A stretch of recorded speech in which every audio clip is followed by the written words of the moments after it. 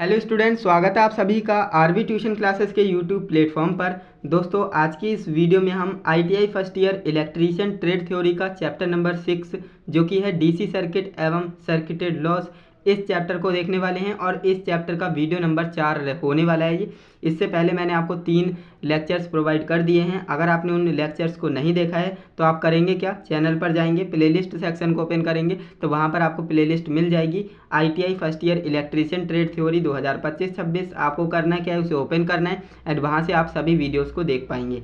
तो चलिए दोस्तों, आज की ये शानदार वीडियो हम शुरू करते हैं। आज की इस वीडियो में हम क्या पढ़ने वाले हैं, श्रेणी एवं समांतर नेटवर्क में खुला एवं बंद परिपथ, यानी खुला एवं लघु परिपथ, है ना, बंद नहीं, खुला एवं लघु परिपथ। ये होता क्या है, देखिए, खुले परिपथ को हम ओपन सर्किट कहते हैं और लघु परिपथ को हम शॉर्ट सर्किट कहते हैं, है ना। तो हम आज की इस वीडियो में ओवरऑल 4 से 5 टॉपिक्स को कवर करेंगे। श्रेणी नेटवर्क में खुला और लघु परिपथ, और इसके बाद पढ़ेंगे समांतर नेटवर्क में खुला और लघु परिपथ, है ना। तो इसलिए मैं आपको बोल रहा हूँ ये वीडियो आपके लिए इंपॉर्टेंट है। 5 से 6 टॉपिक आपके इस वीडियो में कवर होने वाले हैं, तो क्यों ना हम इस वीडियो को एंड तक देखें। एंड जो स्टूडेंट्स हमसे रेगुलरली कनेक्ट हैं, रेगुलरली वीडियोस को देखते हैं, पढ़ते हैं, तो उन्हें पता होगा लास्ट वीडियो हमारी किस टॉपिक पर थी। तो लास्ट वीडियो में हमने किरचॉफ के नियम को पढ़ा था एंड ओम के नियम को भी डिस्कस कर लिया था एंड सर्किट्स के बारे में जान लिया था कि सर्किट कितने टाइप्स के होते हैं, किस सर्किट का कहाँ इस्तेमाल करते हैं, वो सारी चीज़ें हमने जान ली हैं अब तक इस चैप्टर में। तो अब हम पढ़ने वाले हैं श्रेणी एवं समांतर नेटवर्क में खुला एवं लघु परिपथ के बारे में। तो चलिए सबसे पहले हम जान लेते हैं कि ये होता क्या है, इसके बाद हम हर एक हेडिंग को अच्छे से समझते हुए चलेंगे। तो जिन परिपथ में विद्युत धारा प्रवाहित ना हो रही हो, अर्थात उसका प्रतिरोध अनंत हो। ध्यान से समझने का प्रयास करेंगे। जिन परिपथ में विद्युत धारा, है ना, विद्युत धारा प्रवाहित ना हो रही हो, अर्थात उसका प्रतिरोध कैसा हो, अनंत हो। भाई जाहिर सी बात है, अगर रेजिस्टेंस अनंत है तो प्रवाहित नहीं होगी धारा। मैंने आपको ये बात बता भी रखी है कि अगर I 0 है ना, अगर I 0 है ना, तो R क्या हो जाएगा, R इनफाइनाइट हो जाएगा।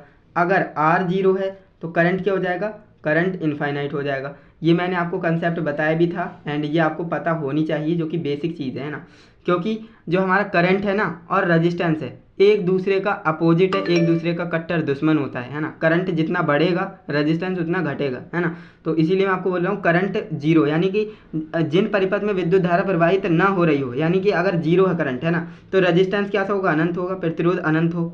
तो वही अर्थात करके लिखा है, दोनों बातें, है ना। तो वह परिपथ कैसा कहलाएगा, वह परिपथ खुला परिपथ कहलाएगा। कैसा कहलाएगा, खुला परिपथ, है ना।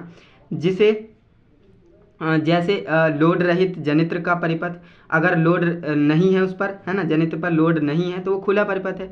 तो लोड रहित जनित्र का परिपथ तथा स्विच रहित व लोड रहित सॉकेट का परिपथ। अगर सॉकेट खुला है ना, उस पर कोई लोड नहीं है ना, तो वो भी क्या है, एक ओपन सर्किट है। समझ में आ रहा है। एंड इसके बाद हम पढ़ते हैं नेक्स्ट को। यदि किसी परिपथ में फेज तार, है ना, यदि किसी परिपथ में फेज तार न्यूट्रल अथवा अर्थ तार के संपर्क में आ जाए, यानी कि ध्यान से समझिएगा, यदि किसी परिपथ में कोई हमारे पास सर्किट है, उसमें फेज तार, है ना, फेज तार न्यूट्रल अथवा अर्थ तार के संपर्क में आ जाए, यानी जो फेज तार है वो या फिर न्यूट्रल के संपर्क में आ जाए या फिर अर्थ के संपर्क में आ जाए। अगर ऐसा हो जाएगा ना तो क्या हो जाएगा, तो परिपथ का फ्यूज उड़ जाएगा, है ना, परिपथ का क्या होगा, फ्यूज उड़ जाएगा, जिस कारण उसमें विद्युत धारा प्रवाहित नहीं होगी, है ना। ऐसा परिपथ लघु परिपथ कहलाता है, शॉर्ट सर्किट कहलाता है। समझ में आया। ओपन सर्किट क्या होता है और शॉर्ट सर्किट क्या होता है, ये दोनों अगर आप समझ गए ना, तो ये आगे जो मैं आपको 4 हेडिंग बताने वाला हूँ वो आपको बिल्कुल हलवा लगने वाला है ना। तो देखिए एक बार दोबारा बताते हैं, जो कि मोटा मोटा आप ये बात समझ गए ना, ये जरूरी है समझना जो मैंने यहाँ पर आपको समझाया है। अगर करंट 0 है तो रेजिस्टेंस इनफाइनाइट हो जाएगा, अगर रेजिस्टेंस 0 है तो करंट इनफाइनाइट हो जाएगा, है ना, एक दूसरे के उल्टे होते हैं। तो इसीलिए बोल रहे हैं कि अगर कोई परिपथ हमारे पास है, उसमें करंट फ्लो नहीं कर रहा है ना, उसका प्रतिरोध अनंत है, तो वह परिपथ हमारा खुला परिपथ कहलाएगा। नॉर्मल सी बात है ना। और आप एग्जाम्पल समझ सकते हो, जैसे लोड रहित जनित्र, यानी कोई जनरेटर है उस पर लोड नहीं है तो वो खुला परिपथ है। स्विच रहित या लोड रहित सॉकेट का परिपथ, है ना, लोड नहीं है, अगर आपने सॉकेट में कोई चार्जर या कोई चीज़ भी नहीं लगाई है तो वो भी आपका क्या है, खुला परिपथ का एग्जाम्पल हो जाएगा। इसके बाद नेक्स्ट आपका है, यदि किसी परिपथ में फेज तार, जो फेज तार होता है ना, वो या फिर न्यूट्रल से कनेक्ट हो जाए या फिर अर्थ से कनेक्ट हो जाए, तो ऐसे में होगा क्या, वहाँ पर फॉल्ट हो जाएगा, है ना, फॉल्ट हो जाएगा ना, शॉर्ट हो जाएगा ना, तो शॉर्ट सर्किट हो जाता है वहाँ पर, और शॉर्ट सर्किट होता है तो क्या होता है, फ्यूज उड़ जाता है ना, तो फ्यूज उड़ जाएगा जिसके कारण विद्युत धारा प्रवाहित नहीं होगी, और अगर ऐसा होता है तो इसे हम लघु परिपथ कहते हैं। समझ में आया, बिल्कुल आ गया होगा। अब हम आ जाते हैं हेडिंग्स पर। देखिए पहला हमारा टॉपिक है श्रेणी क्रम में खुला परिपथ, फिर हम पढ़ेंगे श्रेणी क्रम में ओपन यानी लघु परिपथ, है ना। मैंने आपको क्या बताया, 4 टॉपिक्स को हम पढ़ने वाले हैं। सबसे पहले श्रेणी के बारे में 2 टॉपिक पढ़ेंगे, श्रेणी क्रम में खुला परिपथ और श्रेणी क्रम में लघु परिपथ। इसके बाद हम 2 और पढ़ेंगे, समांतर क्रम में खुला परिपथ और समांतर क्रम में लघु परिपथ, इस तरह से। तो अभी हम पढ़ने वाले हैं श्रेणी क्रम में खुला परिपथ। परिपथों में खुला परिपथ दोष उत्पन्न होने के कारण स्विचों का गलत संपर्क, जला हुआ फ्यूज, तारों का टूटना, संयोजन में जले हुए प्रतिरोध इत्यादि। समझने का प्रयास करें। जो श्रेणी क्रम में खुला परिपथ होगा ओपन सर्किट होगा, ओपन सर्किट इन सीरीज क्रम में, है ना। तो देखिए परिपथों में खुला परिपथ दोष उत्पन्न होने का कारण क्या है, स्विचों का गलत, है ना, स्विचों का गलत जुड़ना, या फिर आप न्यूट्रल को फेज दे दें, फेज को न्यूट्रल दे दें, है ना, या फिर जला हुआ फ्यूज, है ना, या फिर तारों का टूटना, संयोजन में जले हुए प्रतिरोध, ये सभी क्या है, ये श्रेणी क्रम में खुले परिपथ के क्या है, कारण है। श्रेणी परिपथ में खुले परिपथ अर्थ यह है ना, खुले परिपथ का अर्थ यह है कि विद्युत धारा के लिए कोई पथ नहीं मिलना, है ना, कोई पथ नहीं है एवं परिपथ में कोई धारा प्रवाहित नहीं हो रही है। समझ में आ रहा है, यानी हमारे पास कोई सर्किट है, उसमें अगर हमने न्यूट्रल फेज को सही से नहीं लगाया है ना, और जले हुए फ्यूज लगा रखे हैं, है ना, बेकार हमने रेजिस्टेंस लगा रखे हैं, तो ऐसे में क्या होगा, ओपन सर्किट होगा, यानी उसमें करंट का फ्लो नहीं होगा। अब मान लीजिए यहाँ पर जो है मैंने एक डायग्राम बनाया है इस तरह से, है ना, और यहाँ पर मैंने क्या रखा है, यहाँ पर मैंने एक फ्यूज लगा रखा है इस तरह से, है ना। फ्यूज क्या है, फ्यूज खराब है, फ्यूज हुआ है, यानी कि फ्यूज बेकार है, तो होगा क्या, यहाँ से यहाँ धारा नहीं जाएगी, अर्थात ये क्या है, एक ओपन सर्किट है, तो इसीलिए बोला जा रहा है श्रेणी क्रम में ये क्या है, खुला परिपथ है। समझ में आ गया।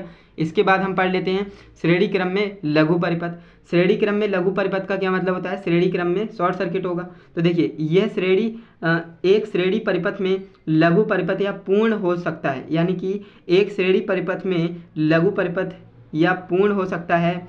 लघु परिपथ के कारण धारा में वृद्धि होती है, यानी अगर शॉर्ट सर्किट होगा तो करंट बढ़ जाता है वहाँ पर, है ना, जिससे श्रेणी क्रम में संयोजित परिपथ नष्ट भी हो सकते हैं। यानी कि आपके घर में होता क्या, कभी कभी लाइट तेज आ जाती है ना, ऐसा क्यों होता है, शॉर्ट सर्किट के कारण होता है। और आपके घर में लाइट तेज आएगी तो ऑब्वियसली आपके जितने भी इंस्ट्रूमेंट हैं, इलेक्ट्रिकल इक्विपमेंट है, वो सारे के सारे पटक जाएंगे, खराब हो जाएंगे, फॉल्ट हो जाएगा, है ना, तो सारे के सारे बेकार हो सकते हैं। तो यही बोला जा रहा है कि अगर शॉर्ट सर्किट होगा तो करंट का मान बढ़ जाएगा, जिससे जो है सभी संयोजित परिपथ नष्ट भी हो सकते हैं। समझ में आ गया। इसके बाद हम पढ़ लेते हैं समांतर क्रम में। समांतर क्रम में खुला परिपथ क्या होता है, तो मैंने आपको बताया था खुला परिपथ क्या है, उसमें करंट का फ्लो ना होना, है ना। तो समांतर क्रम में संयोजित परिपथ में खुला दोष तब उत्पन्न होता है जब परिपथ के उभयनिष्ठ तार में यह दोष उत्पन्न हो, यानी उभयनिष्ठ यानी कॉमन वायर, एक कॉमन वायर होता है ना, तो उसमें ये दोष उत्पन्न होता है। अगर उसमें ये दोष उत्पन्न हो जाएगा तो ये पूरे ओवरऑल सर्किट में उत्पन्न हो जाएगा। इस स्थिति में परिपथ में धारा का प्रवाह नहीं होता है। किसी परिपथ में कोई एक शाखा होगा, यहाँ पर कोई एक शाखा के खुले रहने की स्थिति में केवल उस शाखा में धारा प्रवाहित नहीं होगी। अगर ये क्वेश्चन बनता है, सीबीटी एग्जाम में क्वेश्चन बनता है, अगर हमारे पास एक समांतर क्रम परिपथ है और उसमें कोई एक शाखा खुली है तो क्या होगा, तो जहाँ पर जो शाखा खुली है ना उसमें करंट फ्लो नहीं होगा और बाकी सब जगह फ्लो होगा, है ना। तो ये होता है समांतर क्रम में खुला परिपथ। समझ में आया। इसके बाद हम बात कर लेते हैं समांतर क्रम में लघु परिपथ के बारे में, यानी शॉर्ट सर्किट के बारे में। तो समांतर क्रम में लघु परिपथ क्या होता है, एक परिपथ लघु पथिक या शॉर्ट सर्किट तब कहा जाता है जब शक्ति स्रोत के धनात्मक टर्मिनल से संयोजित तारों द्वारा प्रवाहित लोड में जाए बिना ही शक्ति स्रोत ऋणात्मक टर्मिनल से वापस आ जाए। यानी कि यहाँ पर आपको समझना है कि एक परिपथ लघु पथिक, यानी लघु पथिक किसे कहते हैं, शॉर्ट सर्किट को कहते हैं। शॉर्ट सर्किट तब कहा जाएगा जब शक्ति स्रोत के धनात्मक टर्मिनल से संयोजित तार द्वारा प्रवाहित लोड में जाए बिना ही, यानी कि बिना जाए ही, और जो ऋणात्मक टर्मिनल है उससे कनेक्ट हो जाए, आपस उससे वापस आ जाए, है ना। तो ऐसा जब भी होगा तो वो समांतर क्रम में लघु परिपथ कहलाएगा। समझ में आया। इसके बाद हमारा नेक्स्ट टॉपिक है प्रतिरोध।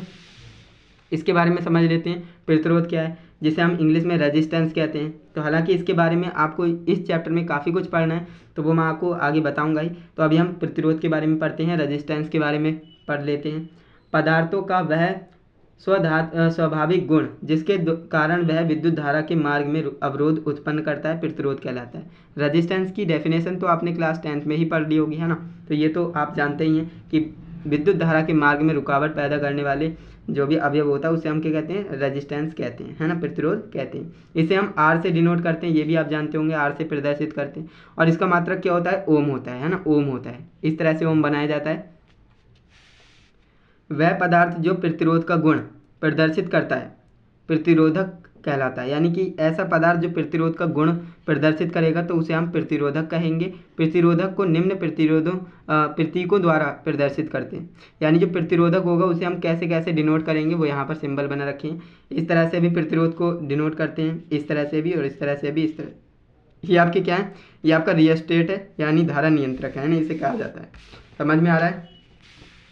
इसके बाद आपका नेक्स्ट टॉपिक है प्रतिरोध के नियम, यानी रेजिस्टेंस के लॉ क्या होते हैं, लॉज ऑफ रेजिस्टेंस। किसी चालक या प्रतिरोधक का प्रतिरोध निम्न कारकों पर निर्भर करता है, यानी डिपेंड करता है। अब जो आपका चालक है या चालक का प्रतिरोध है वो किन किन बातों पर निर्भर करेगा। पहला है चालक की लंबाई पर, चालक की लंबाई ज़्यादा है कम है उस पर भी निर्भर करेगा। इसके बाद चालक के अनुप्रस्थ काट के क्षेत्रफल पर भी निर्भर करेगा, है ना, अनुप्रस्थ काट का क्षेत्रफल कैसा है उस पर भी निर्भर करता है। इसके बाद चालक के पदार्थ पर निर्भर करेगा, चालक का पदार्थ किस मटेरियल का बना है उस पर भी डिपेंड करेगा।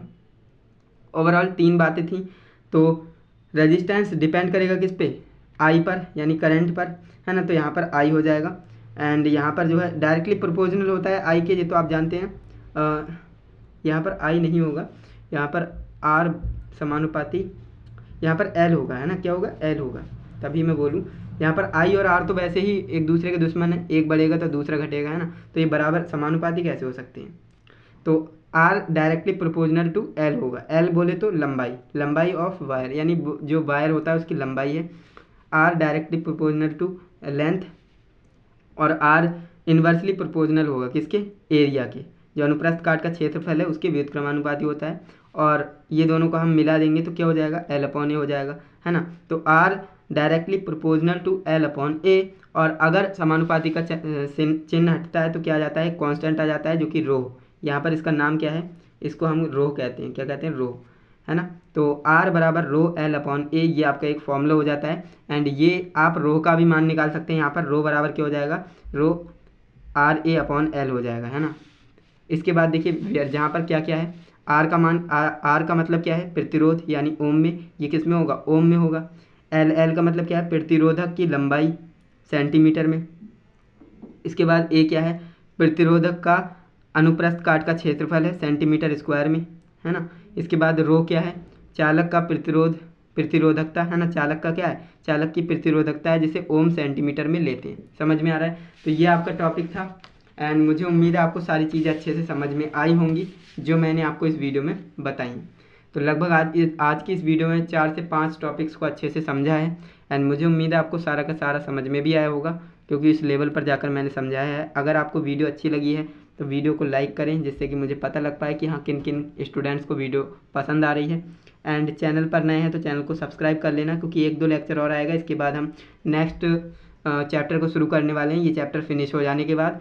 एंड अगर आपने वीडियो से रिलेटेड कोई डाउट है तो कमेंट में पूछ लीजिए, मैं आपको कमेंट में ही आंसर बता दूंगा। और अगर अभी तक आपने पीडीएफ को डाउनलोड नहीं करा है तो कर लेना। पीडीएफ मैंने आपको टेलीग्राम चैनल पर दे रखी है, तो वहाँ से जाकर आप इसे डाउनलोड कर सकते हो। ओके, तो चलिए दोस्तों, आज के लिए बस इतना ही। मिलते हैं नेक्स्ट इंटरेस्टिंग इन्फॉर्मेटिव वीडियो के साथ। तब तक के लिए जय हिंद, वंदे मातरम।